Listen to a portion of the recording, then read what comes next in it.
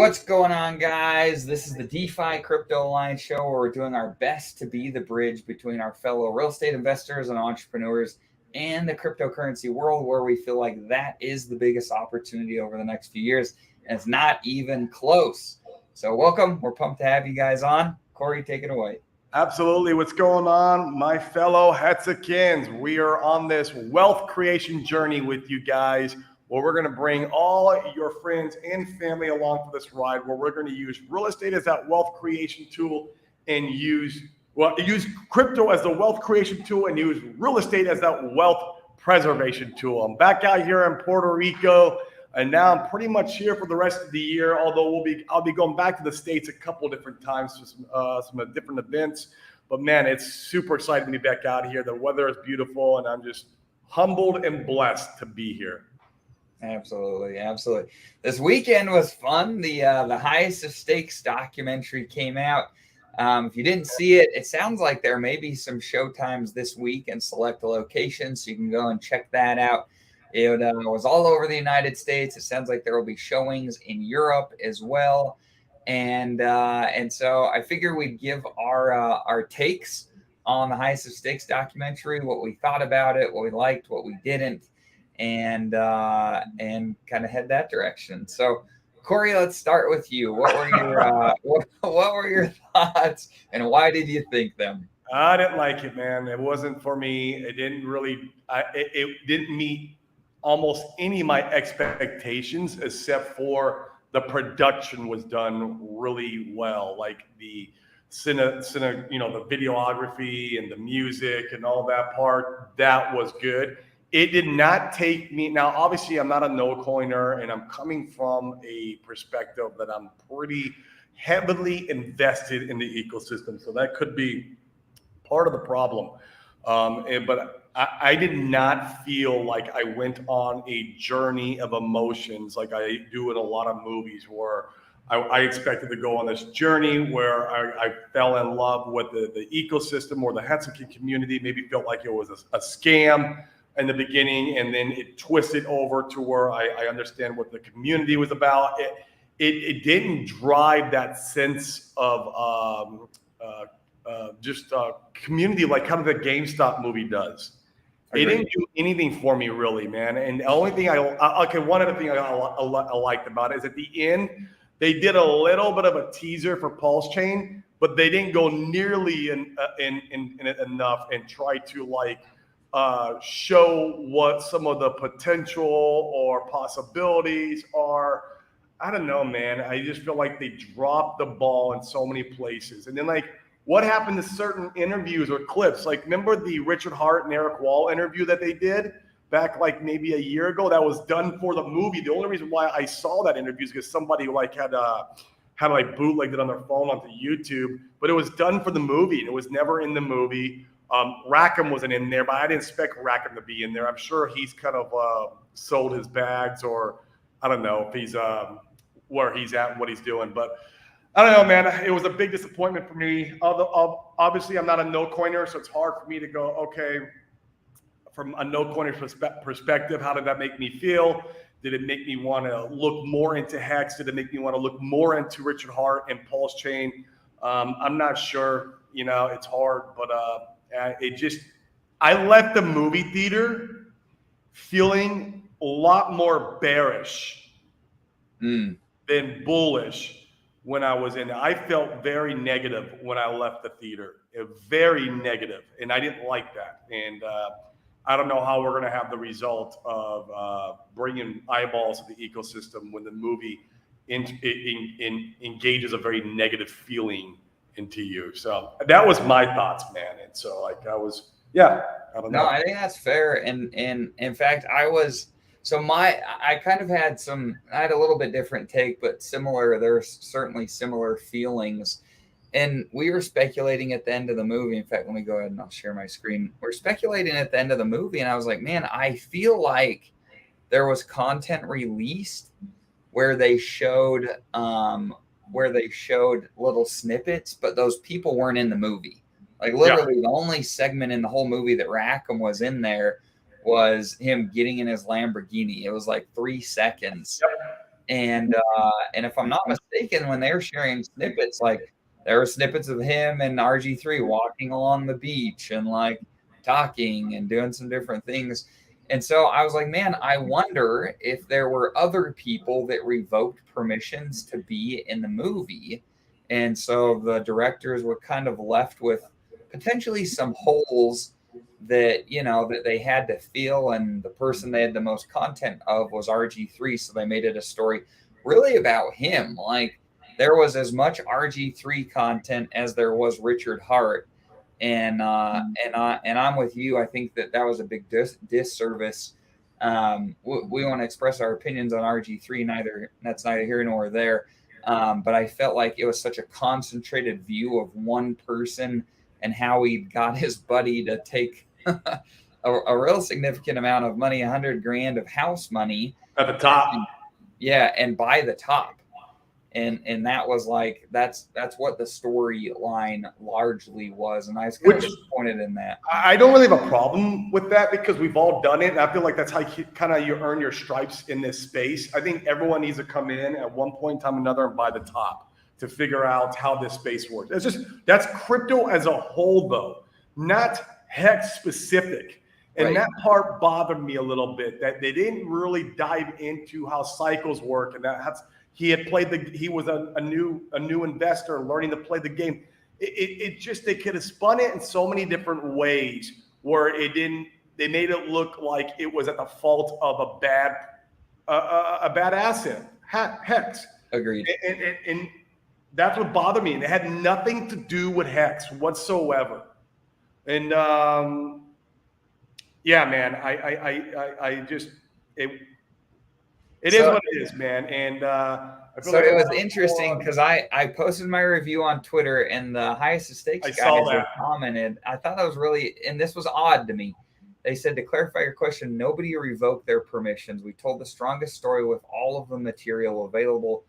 Maybe it wasn't revoked. Maybe they all sat down at the table before launching and recut out people, because maybe those people, they felt like, we're not in the ecosystem anymore. Maybe Rackham's not around, or maybe all the shit that he talked there for a while, they figured it'd be best to have him out. Maybe they feel like the Eric Wall interview would not sit well. I don't know why. I thought that was great when I watched it. I thought it would have sat really, but maybe it wasn't that they revoked. Maybe it was just the decisions by the producers to cut them out. Yeah. Well, so I agree. I think I walked away from the movie feeling like the portrayal of the community was a bunch of like cult following, simple-minded individuals that could easily be taken by somebody. And in this instance, they were taken by Richard, and was like, did Richard screw everybody, or what's going on here? There was certainly that vibe. On a positive note, I thought they did a really good job, or maybe not really good, but they did a good job portraying Richard, and that like he stuck the landing on a lot of the really important talking points that any of us that are here, that we bought into Richard. We bought into Richard because of the talking points where you maintain your own keys, you have true DeFi, you delay gratification, and they stuck those points, which was good. I like that. And I thought they did a pretty good job disseminating between like Richard and outrage marketing and Richard as a person. And maybe this was just me. In fact, you guys share in the comments what your thoughts were. And Corey, I'll get your feedback. And I was trying to determine, is this because like I'm an insider, I'm already bought in, that I felt this way, or was this truly like a little bit more of an unbiased take? But I felt like from looking at that, I felt like Richard, I felt like there were, like I said, two different people, and you saw the outrage marketing, and I didn't necessarily feel like, oh, that's who Richard is or was. And frankly, I didn't care that much about it. I was more interested in, once again, the talking points of what he was talking about and the things that we've all grown to love. What were your thoughts in that respect? No, I agree. I wish they could have really tied that in though with some of his debates or conversations that he's had, and they could have clipped out some of that stuff and put it in the movie, and then they could have like, I don't know. Yeah. Man, I was just let down, bro. I mean, I was just really let down. Like, yeah. And to make a comparison, so like in the Eat the Rich documentary, one of the things that I thought one of the reasons I found that so compelling with the shortstop or the GameStop short squeeze was that they showed a lot of different people in the community. Like you had kind of these like goofy, there's these three friends and they were kind of like goofy people. They didn't strike you as particularly smart, or they didn't strike me as particularly smart, but they were like, man, I liked the guy who was kind of leading the charge, and they were in, and I was like, okay, like it was fun to get their take. But also like you had some other individuals, and it gave a more well-rounded, balanced like look into the community. Whereas, I felt like you walked away feeling like this trailer trash community of a bunch of lotto winners that largely don't think for themselves. They didn't paint the community really well. Yep. So that was, those were two things. And like, and once again, like I think RG3, I don't think he's the best like spokesperson for our community. If it were up to me, there's things that he does that are really good, but once again, I don't think that people watch RG3 and they think to themselves, gosh, I want to come and get involved. At least that's my take, and our guys' take too. Like if you're like us, you don't watch somebody like RG3 and feel really confident about what you're doing. So yeah, could have done a way. They should have made it 30 minutes longer, and they should have done a more balanced approach of the community. In my opinion, they should have interviewed more people. They should have had way less RG3, and they should have given more. They should have given more explanations or takes of Hex.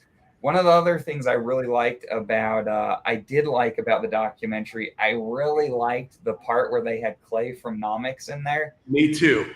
I thought that was excellent, and they're interviewing him, and to his credit, like he gave some really reasonable pushback, which I thought was good. I think that was important to make the story more compelling. And then they're like, okay, well, like let's just go through, and you say we'll give you one word options to answer these questions, and you give them. And I'm like, okay, cool.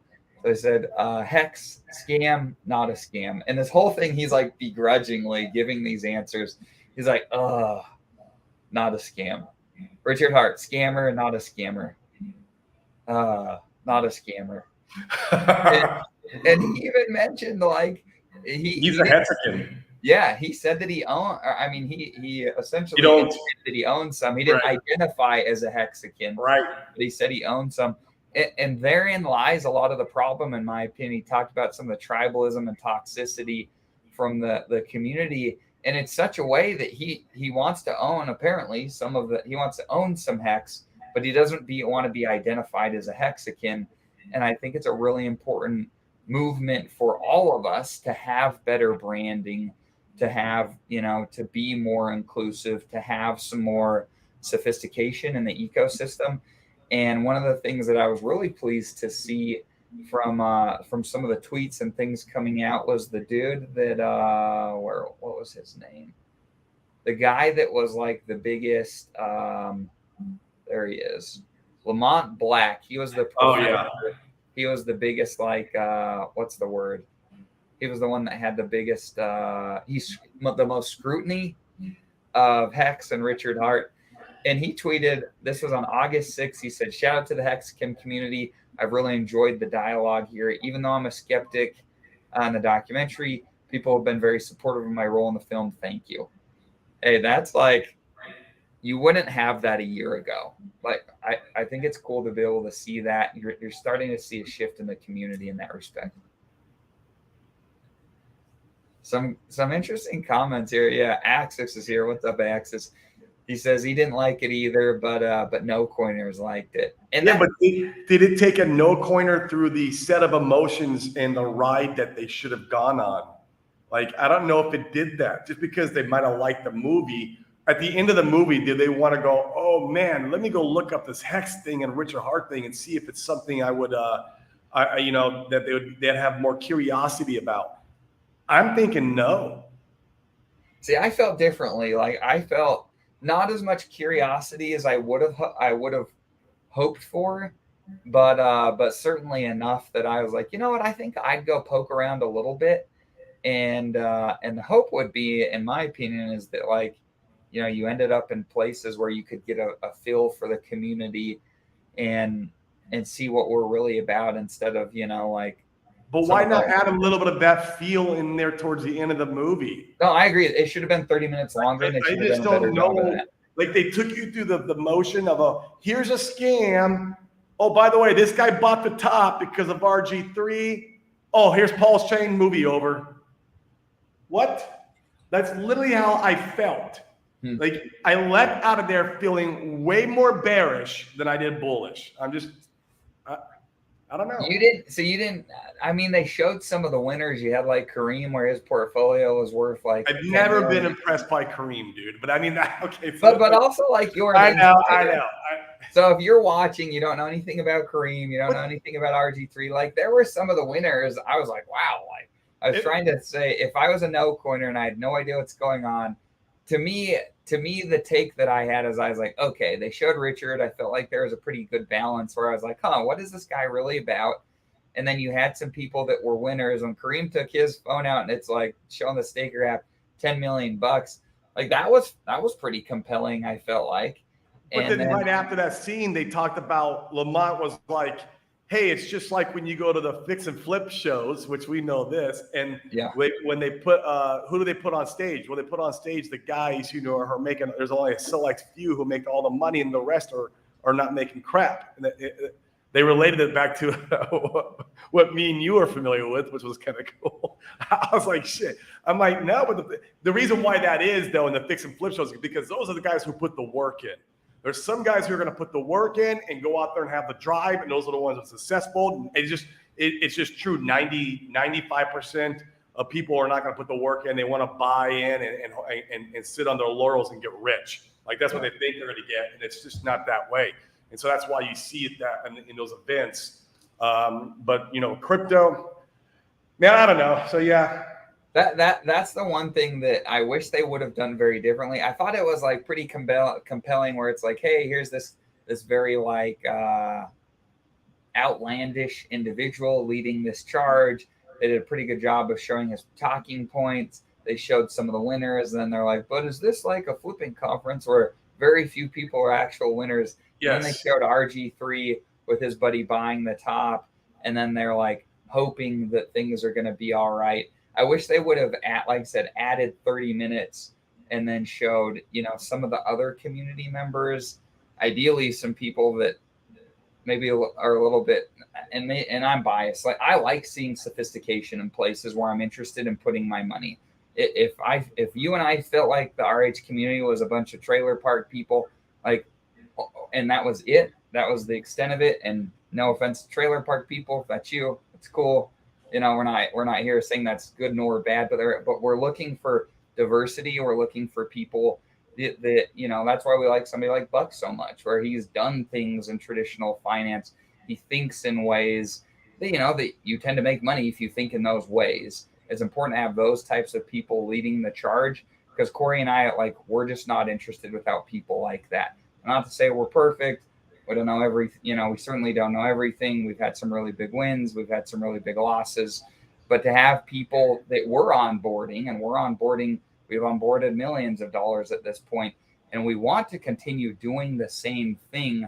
Those guys are not interested without more sophistication. They don't care about what RG3 has to say. They don't want to come and see him. They want to see more people like Richard. They want to see Bucks. They want to see Alex's. From Hedron and Icosa, like that's what they want to see. And I wish they would have portrayed more of that type of stuff. KDP, she's another good thought leader. Yeah. I feel like she's really in tune. She understands. Jesse does a good job. Yeah, there's not just out there just Axis does a good job. Shout out to Axis. Well, I love Axis because he breaks down the TA for you, and he can really dive deep into that stuff. So I mean, agreed. But we showed Richard as a balanced individual, Financially, it showed that being early has massive benefits. Ending the move with pulse chain release was like a call to action. With that in mind, maybe but they could have teased a little bit better on it at the end. I don't know. Agreed. It was like literally 5 minutes, if even. I mean, it talked about the gas issue. It had like the cars. It showed the little analogy, and then it talked about Paul Shane coming out, and then that was it. Like, and they could have even ended it on a higher note where they're like, Pulse Chain is here, and Lamont Block was like, oh, is the party kind of over on Hex, and this is Richard's new like spin up to start the party again. Right. You know, like that was fine. I think it would have been. You could have ended it with a lot stronger of a bang if it's like, here's Pulse Chain. And I felt like Richard had a great analogy with 2 highways instead of just the one, and reducing gas fees. And then I wish they would have shared like a snippet of Richard, like, oh, this is what. Well, maybe I didn't want to with the SEC. It could have been anyone. Could have even been like some third-party voiceover where they showed a chart and they're like, this is what Ethereum did in its first launch, and here's some other L1s, and this is what they did. You know, what do you think Pulse Chain can do? And they like ended it on that. That would have been an interesting, that'd be great. Positive spin at the end. Yeah, a lot of their talking points, they did really well at trying to like expose Hex as a scam. But man, every talking point they made about Hex being a scam is crypto as a whole. It's just crypto. Agreed. It's just freaking crypto, man. I mean, get smart, learn about market cycles, educate yourself. I mean, yeah. And a lot of the content too, I was thinking about this as we were sitting there watching it. A lot of the like, it was going over narratives. Now, given they filmed this a while ago, so you know, like it is what it is. But they went over a lot of the narratives from the last cycle that have just proven to be inaccurate, and so you know, it was kind of unfortunate to see some of those narratives being talked about, being shown that they weren't real or playing out accurately. And I'm like, man, but crypto moves so fast. People are operating differently now. A sequel could be interesting. Yeah, you wonder. I think they could pull off and hit a home run on the sequel if they so desired. I just don't know if they will. I know they struggled really hard with this one, and I know some of them are underwater, from my understanding.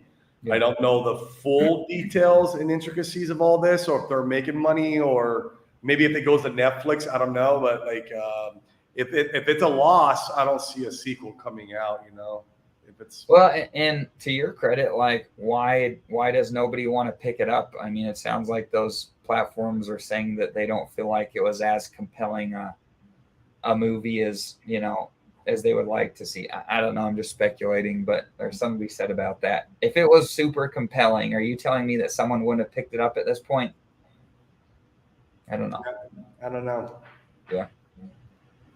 Yeah, Doc Lover. Yeah, absolutely. It was weird that I thought there was a bunch of Rackham content as well, and I felt like they teased it that. Like, They did. They were going to tell his story, how he started as a broke pleb and then made, millions of dollars. Like he used to sleep under a bridge. I remember there was a clip where he was sleeping in a church. This is from a while back ago. There was a lot. He had a whole segment in the movie they cut out. Which, look, I'm not a Rackham fan because what he was doing in the Telegram, whatever. But still. Like, there's just parts of the movie. I just don't know what happened. I just don't know what happened. Well, and I wish they would have given more clarity. Like, I found it such an odd comment on my Twitter post how they're like, oh no, nobody opted out. I'm like, no, I just don't think that's true. From what you guys teased out, I just don't think that's true. They might have been cut out. Yeah. Maybe there is. That's fair. Yeah, Funding Jim wasn't in there. I love Funding Jim. I'm telling you, it was an RG3 and his buddy that he got to buy the top show. I mean, which is fine. I love that they showed that, but they need to give more context about that. Yes, agreed. And it would have been easy. Like it would have been easy to say, like, oh, his buddy went and bought the top, and then they could have said like, but Bitcoin's down now, and Ethereum's down, and pretty much everything's down. This tends to happen, at least so far, every 4 years in crypto with the crypto market cycle. They could have given a little bit of context there, and it could have gone a long way. Motley might have a good point here. Let's see. Yeah, this is. Is it this one? No, but yeah, Motley, let me know, brother. Before you get out off the island, let's meet up. Would love to meet up with you guys before the end. Oh yeah, maybe we can get a more exhilarating ride, a better representation. I'd also like them to expand more. Yeah, part two. No, look at his last one. It's here. I'll show it. Let's see. It's we nailed it. Yeah, 100%. And then this. Go ahead and pull it up. Yeah, there it is. What's great about the doc is that our haters are telling people to watch it, and this is probably true.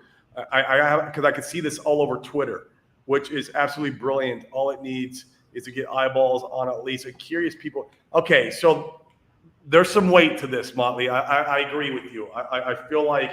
And you wouldn't be curious at all, Corey, like as an outsider, you don't think you would have been compelled at all to like, what's this about, and gone on like Reddit or Twitter? I don't want to. I didn't get curious about selling my house at the top and putting it in that knowing and thinking Hex. No, you didn't say what was that guy doing and want to go do a little more research. I don't know, man. I just. Okay.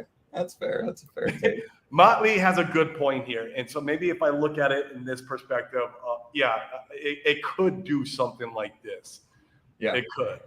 And I felt like if I was a no coiner, and I've done it, like I've done it with other documentaries, like, oh, what's this actually about? I go around digging on the internet. I mean, you had this, outlandish lead character in RH. You had Kareem that was up 10 million. You had RG3 that was claiming that he was the most wealthiest buddy that his friend ever knew on like $4 million. Maybe you need a new friend group if that's some. I think you need a new friend group. I mean, so you had I felt like it was, and then he got his buddy that were really good friends apparently to go and buy the top. I felt like it was compelling enough to go and do some digging. And a lot of the no coiners, it's interesting to see the feedback that it seems like most of them really were enjoyed it. So yeah, we'll see. I mean, my wife liked it, and she's a no coiner. yeah. And we had some of the people there that went and saw it with us that were no coiners that I was nervous about one of the people that one of our friends brought his wife, and after I was like, well, crap, what are they gonna how are they gonna feel about their stuff after? And he had a really similar take. He's like, she thought it was interesting. He had some really positive takes. So yeah, it's interesting. It's really interesting that it's so split. I don't feel like there's a lot of people that gave a review where they're like, I thought it was okay. It's either most people are like, it was the best thing I've ever seen in my life. Or as people kind of like you and I, or is like, meh, it could have been a lot better. Mm-hmm. Agreed. Let's tint up. I was surprised my girlfriend liked it. She has no interest at all in crypto, but she said she was engaged and educated. It had nothing new for Hexkims. We all love the story. Yeah, that's true. And it wasn't necessarily made for us. I don't think either. If you're the movie producers, you're looking for wider, broader reach. So yeah, something like that. Yeah, Doc Lover. There was a little bit of a tease at Pulse Chain at the end. It was a weak tease at best, but there was one. So yeah, a little bit there. And I would see, in fact, we were having dinner, we were sitting there, and I was feeling really nervous because you'd seen it the night before, and you're like, man, I wasn't impressed. I was like, well, freak, maybe I don't want to go, but we were sitting in there with our group eating dinner before, and I was like, man, even if it's terrible, I want to be here to see it. This is part of the journey and the story and the history. And so I didn't think it was as bad as you did, but it certainly wasn't the most engaging documentary I've seen. Yeah. I mean, I definitely, people on Twitter were raving about it and saying how great it was. Oh, blah. I'm like, you guys are freaking. The same people that are staking everything for 15 years. It's the same people staking 15 years. Yeah, Access. This is a good point. The movie really is a reality check for Hexikins to change their messaging and marketing. I agree. Space needs to up their level of professionalism. We're backed by the Truth Engine. Absolutely. I like that. Yeah. Absolutely. And I think this is so freaking important. So many people want to promote these same stupid narratives that just like are they're going to leave their loved ones like wrecked and in bad shape. And I find it really unfortunate. I think it's so important in the real world. Like nobody is waiting 15 years to get wealthy other than like a 401k. And everybody knows in crypto, this is not 401k land. It is not. And so this whole idea, if you want to go stake for 15 years, by all means, I think that's fine. But a lot of these retard, that's not appropriate. A lot of these idiots are telling people to go and stake everything for freaking 15 years. And Yes. it just like, I feel like it's so unfair to the people coming in that just don't know better. And you have a lot of the mob telling brainless things that I think are going to leave people really disappointed. Like, even if you love 15 years staking, wouldn't you like to get a bite to eat this cycle too? You know what I mean? Like, I mean, literally, you're telling me you don't want to eat for 15 years. Like, it just doesn't make any sense. Yeah, I agree. I agree 100%. Yep. Yeah, Mr. $10.1 million. Eyes on. That's what Mr. $10.1 million portfolio tells all his onboards and his, anybody coming into the community is that everything should be staked 5, 5, 5, 5, 5. In fact, what is that? If you were at 10 million and you're down 99%, what is that? What is I think it's 98. I don't think it's exactly 99. You got to combine both hexes, Dane. It's like, so it's worth 200 grand a day. That's probably about right. If you didn't sell any, it could be worse. It could be worth zero. You're telling me I might have almost as much hex as him? Whoa! Actually, and it's not staked 5. That's really interesting. Yeah, and it's not staked 5, 5, 5, 5. No. Some of it is. Don't be wrong. I got a little bit, but I'm taking profits, guys, in this bull run. I am taking freaking profits. I don't care if we only get a 10x. My ass is taking profits because I ain't paying no taxes. That's how. Yeah. Oh, yeah, my bad. I politically incorrect. I like to retract that. That was not well played on my part. Yeah, and that's the biggest thing. Like, the reason that we're all here, in my opinion, is, make no mistake about it, we're here for Richard and we're here for the community. And or I say most people. And so once again, I think they did a pretty good job of portraying Richard. I wish they would have done a better job portraying the community. And it speaks volumes. You go and fly out to hang out with your buddies to watch a movie. Like, have you ever done that, Corey? Have you ever flown out to go watch a movie with your friends? Flown out? No, it's wild. And things like that are happening in our community. Like, there's a lot to be said about people that are doing things like this. There's a lot to be said. And so, yeah, a sequel, if they can make one. I don't think the first one isn't being picked up by streaming platforms in its current state. Are they able to like show enough demand for it from ticket sales right now to be able to get there? I hope they do. Like, once again, I think that any attention, at least at this point, is good attention. A sequel could go a long way. Yeah, so we'll see. Yeah. Not worried in the slightest for the future of the RH ecosystem come this bull market. In fact, we need to convince Motley to come on stream and talk about this more in depth. He won't, man. I've tried many times. I can't get the Motley, you can come on. Come on another account as a faceless individual. Don't show your face, and we'll just pull the whole buck fiat, and we'll just rebrand yourself. And all right, but in fact, Motley, go ahead and post in the comments, and you guys that are on here too, like, if you feel similar to Motley, post in the comments why you do. If you feel different, post that too. We'll go ahead and talk about this a little bit more right now. So, Corey, where are you at? You and I were talking a little bit in the green room about, and we don't have to go into any particular specifics that we may not want to, but I think it's interesting to talk about, like, why how do you feel about the RH ecosystem right now, And why do you feel that I way? mean, I still feel really good about it. I mean, definitely. I mean, I've placed my bets. I've gotten heavy with my bets. I have no regrets. In fact, I'm still dollar cost averaging. I even dollar cost average. What was that, a week ago? It was right after the train wreck happened. I had picked up like what was it, like 6 more validators or something like that. It was some. I always measure everything in validators. I'm like, how many validators can I get today? I love the validators. Yeah, I'm still dollar cost averaging in. I've got a pretty heavy portfolio. I feel very confident. Obviously, there's some risk with the SEC. There's I feel like the SEC thing won't be a problem. Obviously, there's the concern and the FUD, and I think it's mainly spread around by Eric Wall, is that the DOJ can come after Richard, and the DOJ can come and put him in jail. And I don't know how much merit that has or how true that is. Obviously, because our community is so, I feel like we're so headstrong on the leader, right? We need the leader.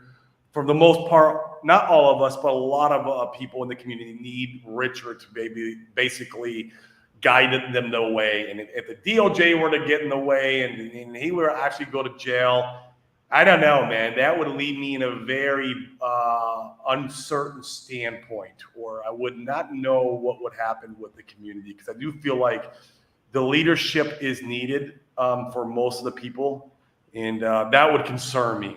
But right now, there is none of that on the. I don't know how realistic that could be, if that could happen. I don't know. I just don't. I don't know these things well enough. Yeah, so that's where I'm at. I'm still a believer in the ecosystem. I'm going to place a couple small other bets in some other things that I've had my eyes on for a while. But other than that, I mean, I'm still 98, 99% RH. Maybe it might go down to 95%. Sure. We'll see.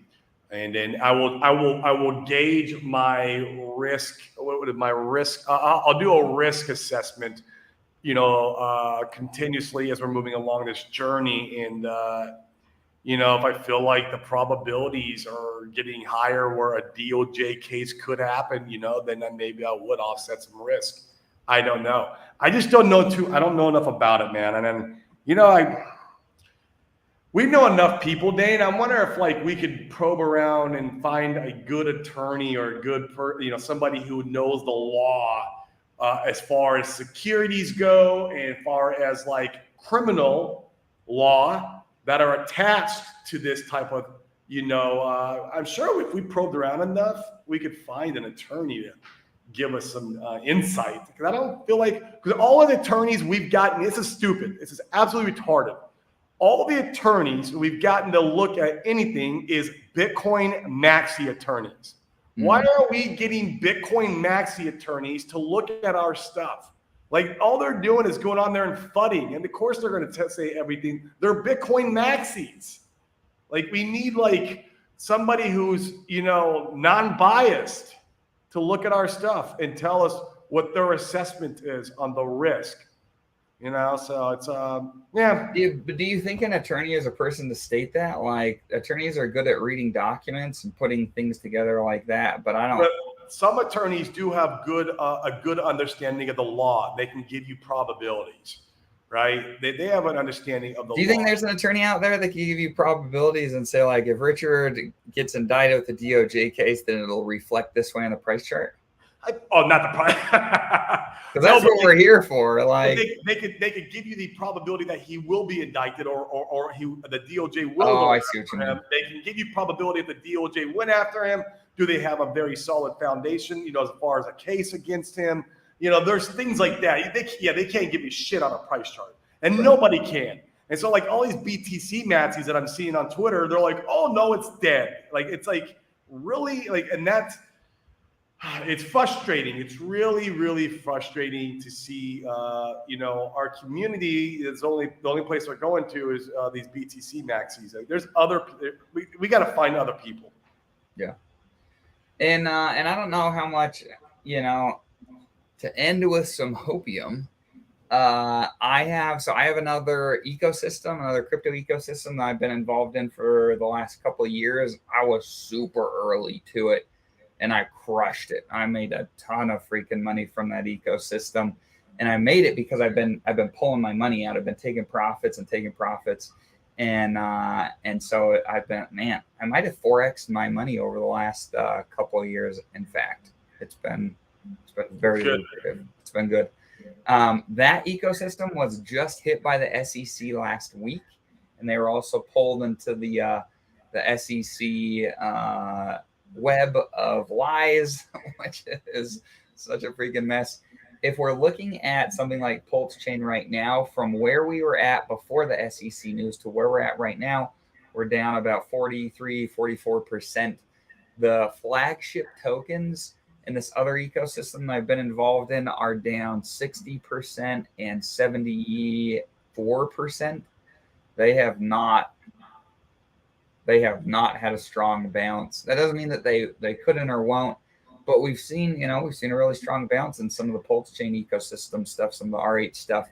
So does that mean anything? I don't know, but it has me feeling overall pretty positive. I think the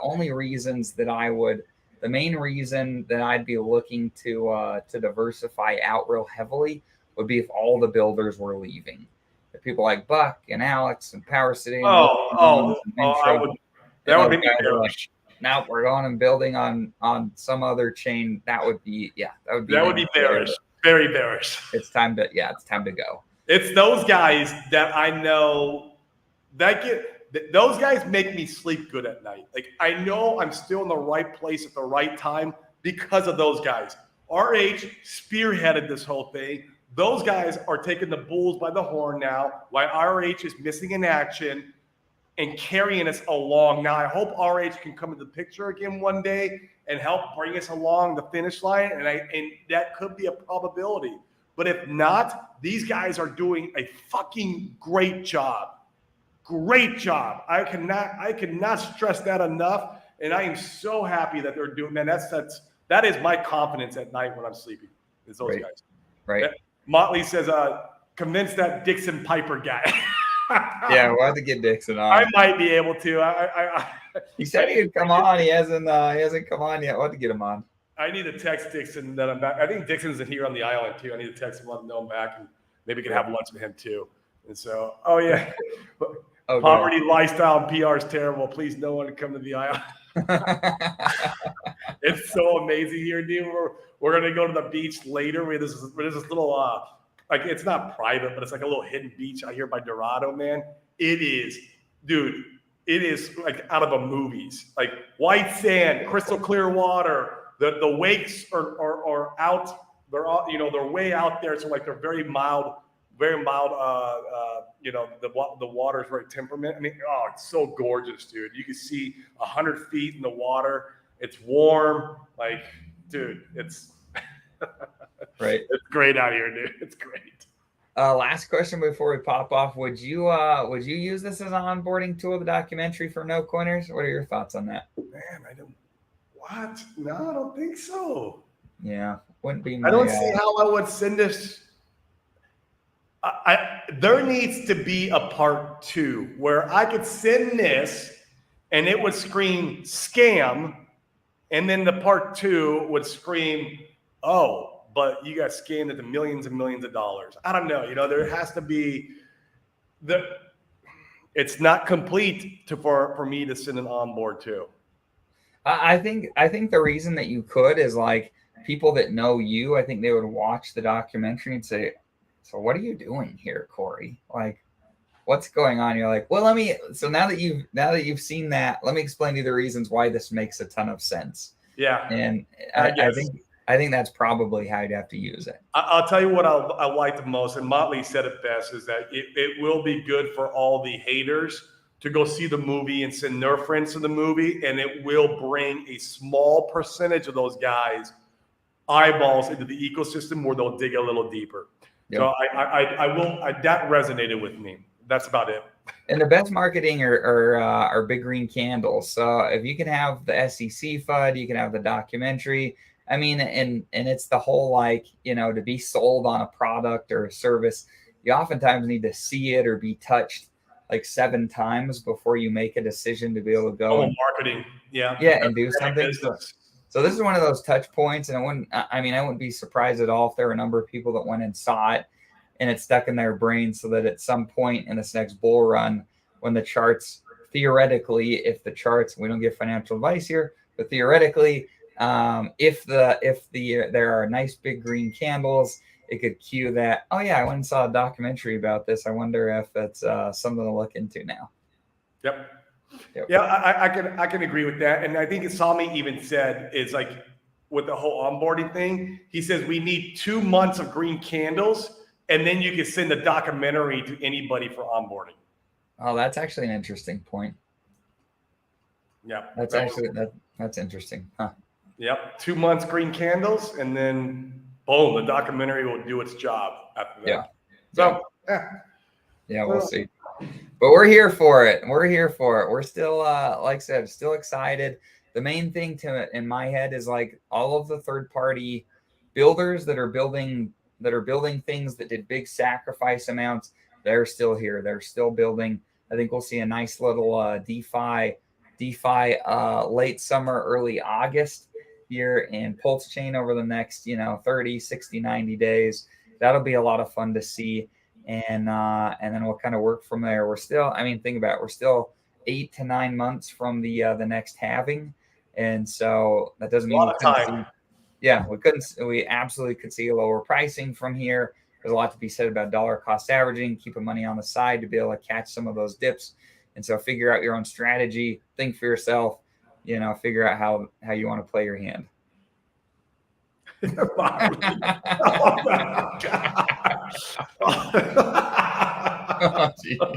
no comment. Trust me, we know. Oh man. So thanks for tuning in, guys. Yeah. Thanks for tuning in. We appreciate you guys in the comments.